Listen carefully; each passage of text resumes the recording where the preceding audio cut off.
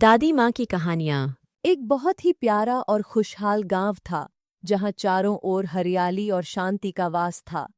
इसी गांव में रामू नाम का एक आदमी रहता था। रामू शारीरिक रूप से हट्टा-कट्टा और स्वस्थ था, लेकिन उसका स्वभाव बहुत ही अजीब और निराला था। जहां गांव के अन्य लोग सूरज की पहली किरण के साथ अपने खेतों और कामों की ओर निकल जाते थे, वहीं रामू का दिन पीपल के एक पुराने और विशाल पेड़ के नीचे लेटे-लेटे शुरू होता था। रामू की सबसे बड़ी समस्या उसका आलस था। वह दिन भर बस यही ख्याली पुलाव पकाता रहता कि काश उसे बिना हाथ हिलाए कहीं से गर्मा-गर्म हलवा, पूरी और लज़ीज़ पकवान मिल जाएं। वह अक्सर बादलों को देखते हुए सोचता, काम तो गधे करते हैं, बुद्धिमान तो वह है जो आराम से बैठकर खाए। गांव वाले उसकी इस आदत से वाकिफ थे और उसे प्यार से नहीं बल्कि मजाक में आलसी रामू कहते थे। एक दोपहर की बात है, सूरज सिर पर था और रामू को जोरों की भूख लगी थी। उसके घर में अन्न का एक दाना भी नहीं था। उसने देखा कि पड़ोस के काका के बगीचे में पेड़ों पर रसीले सुनहरे आम लटके हुए हैं। उनकी खुशबू रामू की भूख को और बढ़ा रही थी। मेहनत करके पैसे कमाने का विचार तो उसके मन में दूर दूर तक नहीं था, इसलिए उसने खुद से कहा, मेहनत करके पैसे कौन कमाए, चोरी करना आसान है। वह दबे पांव बिल्ली की तरह बगीचे में घुसा। अभी उसने एक पेड़ की डाली को पकड़कर एक बड़े आम को छुआ ही था कि काका का वफादार कुत्ता शेरू वहां पहुंच गया और जोर जोर से भौंकने लगा। शेरू की आवाज सुनकर काका हाथ में मजबूत लाठी लेकर दौड़े और चिल्लाए, पकड़ो, पकड़ो, चोर, चोर। रामू की तो जान ही निकल गई। वह अपनी चप्पलें हाथ में लेकर ऐसा भागा कि उसने पीछे मुड़कर भी नहीं देखा। भागते भागते वह गांव की सीमा पार कर गया और सीधे पास के एक घने जंगल में जा पहुंचा। भागते भागते रामू एक पुराने मिट्टी के घड़े से, जो आधा जमीन में गड़ा हुआ था, टकराकर गिर पड़ा। रामू को लगा कि शायद इसमें सोने की मुहरें होंगी और उसकी किस्मत चमक जाएगी। उसने बड़ी मुश्किल से थोड़ा गड्ढा खोदा और घड़े को बाहर निकाला, लेकिन घड़े के अंदर सोने के बजाय काला कोयला भरा था। रामू निराश होकर बैठने ही वाला था कि तभी वहां से एक राहगीर गुजरा। राहगीर ने मजाक में कहा, अरे भाई, यह तो जादुई कोयला है। अगर तुम इसे पूरी रात अपने सिर के नीचे रखकर सोओगे तो सुबह तक यह सोना बन जाएगा। बस शर्त यह है कि तुम्हें रात भर जागकर इसकी रखवाली करनी होगी। रामू खुश हो गया। उसने सोचा कि पूरी रात जागना मेहनत करने से तो बेहतर ही है। वह रात भर घड़े को पकड़कर बैठा रहा और अपनी नींद से लड़ता रहा। लेकिन जैसे ही भोर हुई, उसे तेज नींद का झोंका आया और वह सो गया। जब वह जागा तो कोयला कोयला ही था। उसे लगा कि भगवान ने उसे धोखा दिया है, जबकि असल में उसका आलस और शॉर्टकट खोजने की आदत उसे बार-बार असफल कर रही थी। इस घटना ने उसे और भी चिड़चिड़ा बना दिया और वह भूख से बेहाल होकर जंगल की गहराई में चला गया। जंगल में एक झाड़ी के पीछे छिपकर बैठा रामू अपनी किस्मत को कोस रहा था। तभी उसकी नजर एक लोमड़ी पर पड़ी। वह लोमड़ी बहुत अजीब और बेचारी दिख रही थी। उसके पैरों में परेशानी थी, वह बड़ी मुश्किल से घिसट रही थी। रामू उसे देखकर दुखी हो गया और सोचने लगा, अरे, यह बेचारी लोमड़ी कैसे जीती होगी। न यह शिकार कर सकती है, न ही अपनी जान बचाने के लिए तेज भाग सकती है। इस घने जंगल में जहां शिकारी हर वक्त घूमते हैं, इसे तो खाना मिलना नामुमकिन है। तभी अचानक पूरे जंगल में एक भयंकर दहाड़ गूंजी।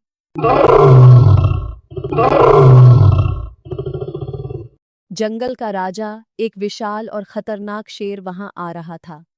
रामू डर के मारे कांपने लगा और फुर्ती से एक ऊंचे पेड़ पर चढ़ गया।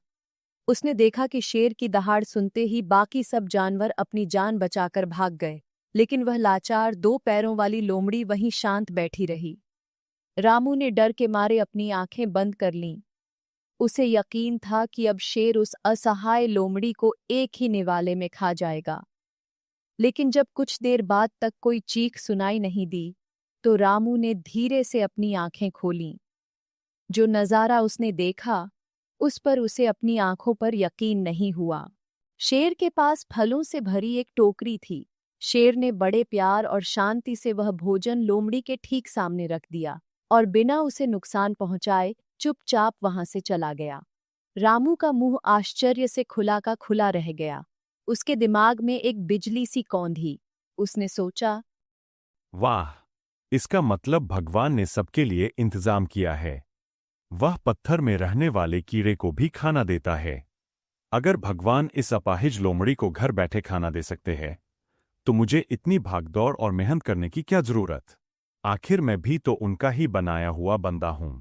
अब से मुझे भी घर बैठे ही खाना मिलेगा। रामू बड़े उत्साह के साथ अपने घर लौटा और अपने घर के बाहर लगे एक पेड़ के नीचे लेट गया। उसने मन ही मन तय कर लिया कि वह अब एक उंगली भी नहीं हिलाएगा और भगवान के करिश्मे का इंतजार करेगा। पहला दिन बीतने लगा। सुबह से दोपहर हो गई। रामू को लगा कि शायद कोई पड़ोसी या कोई राहगीर खाना लेकर आएगा, लेकिन हर कोई अपने अपने काम में मस्त था। सूरज ढल गया और रात हो गई। रामू का पेट गुड़गुड़ करने लगा। भूख के मारे उसकी आंखों के सामने अंधेरा छाने लगा, पर कोई नहीं आया। दूसरा दिन शुरू हुआ। रामू अब शारीरिक रूप से कमजोर होने लगा था। उसे लगा शायद भगवान उसकी परीक्षा ले रहे हैं और किसी फरिश्ते को भेजेंगे। उसने आसमान की तरफ हाथ फैलाकर कहा, हे भगवान, मैं यहां आपका इंतजार कर रहा हूं। मेरा खाना कहाँ है? क्या आप उस लोमड़ी की तरह मुझे खाना नहीं खिलाएंगे? पूरा दिन बीत गया। रात की खामोशी छा गई, पर रामू के पास केवल प्यास और भूख थी। तीसरे दिन की सुबह तक रामू की हालत ऐसी हो गई कि वह ठीक से खड़ा भी नहीं हो पा रहा था। उसका शरीर सूख गया था और आवाज बैठने लगी थी। उसे समझ नहीं आ रहा था कि भगवान ने उस लोमड़ी की मदद की, पर उसकी क्यों नहीं? क्या वह उस लोमड़ी से भी गया गुजरा है? भूख से बेहाल और हताश होकर रामू गांव के पास वाले पुराने मंदिर की ओर जाने लगा। उसे लगा कि शायद भगवान वहीं मिलेंगे। रास्ते में उसे एक वृद्ध साधु मिले, जिनकी आंखें बहुत शांत और ज्ञानमयी थीं। रामू ने उन्हें रोते रोते अपनी पूरी व्यथा सुनाई। उसने सिसकते हुए पूछा, महाराज, क्या भगवान इतने निर्दयी है? उन्होंने उस लाचार लोमड़ी को जंगल में खिलाया, पर मुझे अपने घर के पास भूखा रखा। क्या मैं उनका बच्चा नहीं हूं? क्या मेरी भक्ति में कोई कमी थी? साधु महाराज धीरे से मुस्कुराए। उनकी मुस्कान में करुणा थी।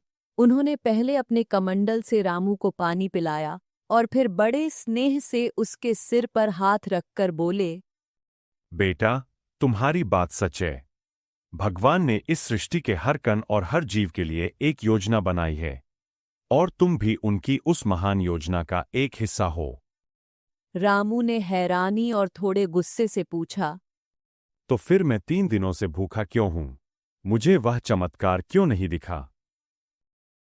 साधु महाराज ने उसकी आंखों में आंखें डालकर बड़े शांत स्वर में कहा, बेटा, तुमने भगवान के इशारे को बिल्कुल गलत समझा। उस जंगल में 2 जानवर थे, एक लाचार लोमड़ी और एक दानवीर शेर। भगवान तुम्हें उस दिन यह नहीं सिखा रहे थे कि तुम उस लाचार लोमड़ी की तरह दूसरों पर निर्भर बनो और हाथ फैलाकर बैठो।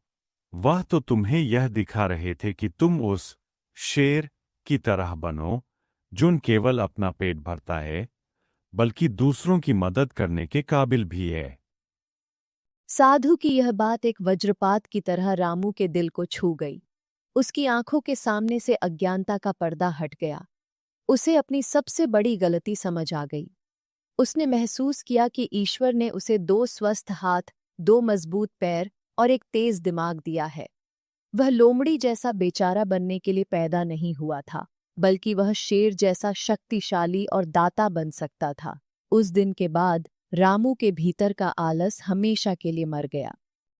उसने अगले ही दिन से गांव में मेहनत करना शुरू किया। पहले उसने छोटे-मोटे काम किए, फिर अपनी मेहनत और लगन से वह खेती और व्यापार में इतना कामयाब हो गया कि उसकी गिनती गांव के सबसे प्रतिष्ठित लोगों में होने लगी। लेकिन रामू केवल अमीर नहीं बना, उसने साधु के उस सबक को अपने जीवन का आधार बना लिया।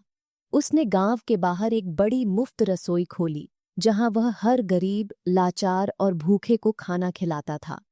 अब वह घर बैठे खाने का इंतजार नहीं करता था, बल्कि वह खुद हजारों लोगों का पेट भरने वाला वह शेर बन गया था जिसे उसने उस दिन जंगल में देखा था।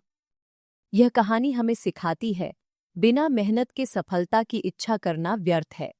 हाथ पैर सलामत हों तो दूसरों पर निर्भर नहीं रहना चाहिए। ईश्वर के संकेतों को सही ढंग से समझना जरूरी है। हमें बेचारा बनने के बजाय मददगार बनने का प्रयास करना चाहिए। यदि आप सक्षम हैं, तो अपनी शक्ति का उपयोग केवल अपना पेट भरने के लिए नहीं, बल्कि दूसरों की सेवा के लिए करें। आपसे अनुरोध है कि इस चैनल को लाइक, शेयर, कमेंट और सब्सक्राइब करें। साथ ही बेल आइकन भी दबाएं। धन्यवाद।